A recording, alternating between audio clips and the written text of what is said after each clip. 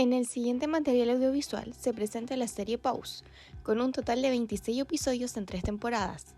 Dirigida por Ryan Murphy, Brad Falchuk y Stephen Canals y estrenada el 3 de junio del 2018. Pose es una serie de televisión dramática estadounidense sobre la escena cultural afroamericana y latina LGBTQ+, y de género inconformista de la ciudad de Nueva York. Los personajes destacados son bailarines y modelos que compiten por trofeos y reconocimiento en esta cultura underground, y que se apoyan mutuamente en una red de familias elegidas conocidas como houses.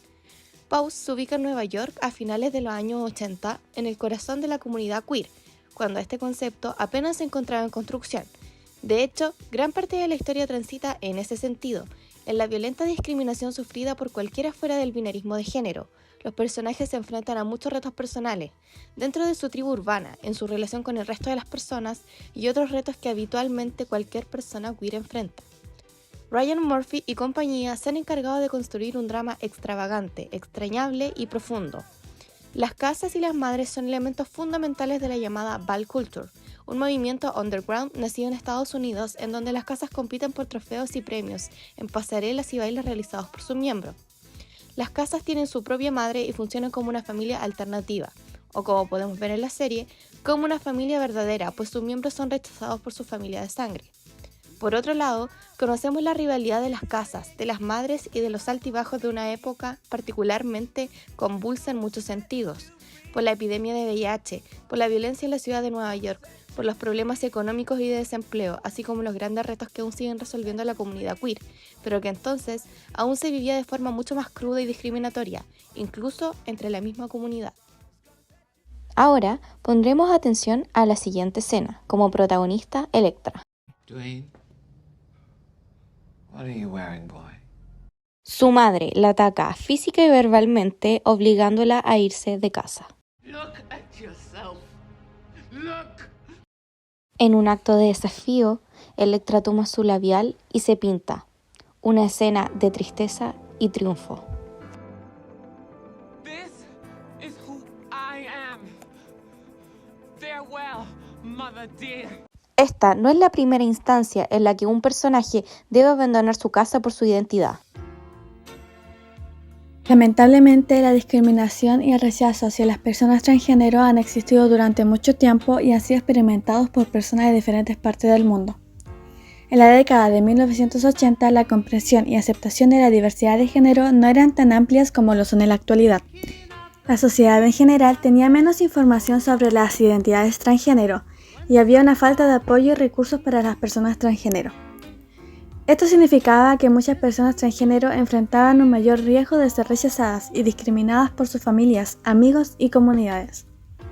El estigma y la falta de conocimiento sobre la identidad de género y la disforia de género en ese momento llevaban a menudo a la falta de aceptación y comprensión de las personas transgénero. Las personas trans podían encontrarse en situaciones en las que eran rechazadas, marginadas o incluso expulsadas de sus hogares por sus propias familias. Atención a la segunda escena. Con este episodio comienza Pose, con una de sus protagonistas llamada Blanca Evangelista, que está a punto de recibir la noticia de VIH positivo. La crisis del VIH-Sida en la década de 1980 fue una época de gran temor, estigmatización y confusión. En los primeros años de la década, los médicos comenzaron a notar un aumento significativo en el número de jóvenes homosexuales que desarrollaban una enfermedad extraña y letal que atacaba el sistema inmunológico. En ese momento, la enfermedad aún no tenía un nombre y se conocía simplemente como la enfermedad de los homosexuales o cáncer gay. La falta de información y comprensión sobre el VIH llevó a una reacción de pánico y discriminación hacia las comunidades afectadas. Las personas que vivían con esta enfermedad eran estigmatizadas y marginadas, y muchas veces se enfrentaban a la discriminación en el ámbito laboral, educativo y social. Incluso, algunos profesionales médicos se negaban a tratar a pacientes con SIDA, debido al miedo al contagio. Además, en aquel entonces no se conocían las vías exactas de transmisión del VIH, lo que generaba aún más confusión y miedo. Estos temores y la falta de información precisa contribuyeron a la propagación del estigma y la discriminación. La respuesta inicial de los gobiernos y las instituciones de salud fue lenta y en algunos casos insuficiente. A medida que la crisis de VIH se intensificaba, los grupos de activistas y defensores de los derechos de las personas afectadas comenzaron a presionar por una acción más enérgica.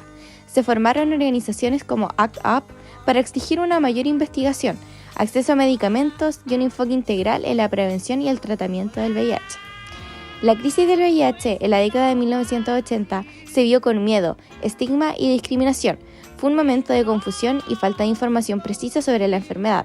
Sin embargo, también fue una época en la que las comunidades afectadas se unieron para luchar por sus derechos y demandar una respuesta más efectiva por parte de los gobiernos y las instituciones de salud.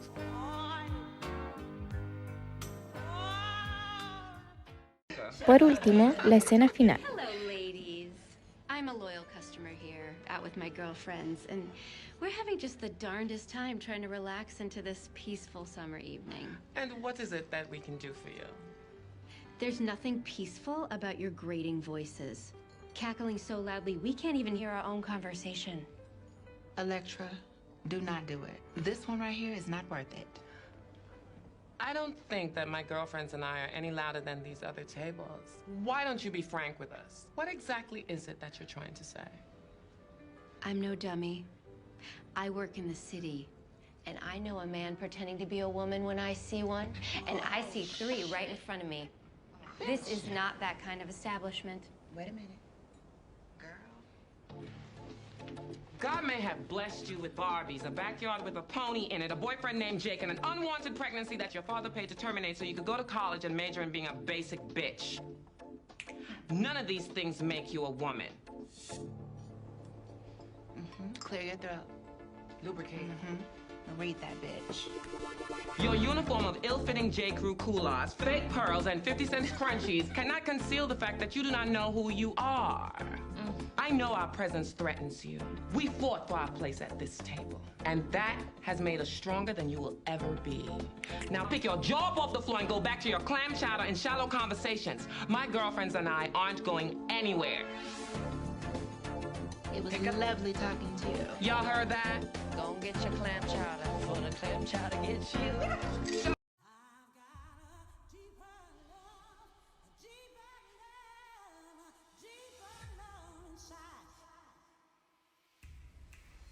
La década de 1980 de la ciudad de Nueva York fue testigo de un aumento significativo en la visibilidad y la lucha de los derechos de la comunidad LGBTQ+. Sin embargo, también fue una época en la que persistían la transfobia y la discriminación hacia las personas transgénero. En ese periodo, las personas transgénero a menudo enfrentaban discriminación y violencia tanto en sus vidas cotidianas como en el sistema legal. La falta de comprensión y aceptación de la diversidad de identidades de género llevó a la marginación y el estigma de las personas trans. Las personas transgénero enfrentaban dificultades en áreas como el empleo, la vivienda y la atención médica.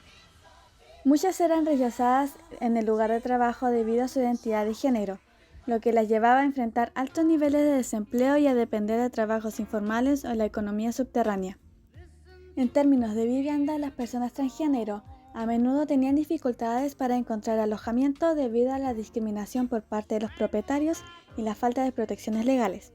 Esto llevaba a situaciones de falta de vivienda o a vivir en condiciones precarias. En el ámbito de la atención médica, las personas transgénero a menudo encontraban barreras para acceder a servicios médicos adecuados y culturalmente competentes. La falta de conocimiento y la actitud negativa de algunos proveedores de atención médica resultaban en la negación de servicios de atención médica necesarios o en la prestación de atención inadecuada. La discriminación y la violencia también se manifestaban en forma de ataques físicos y asesinatos.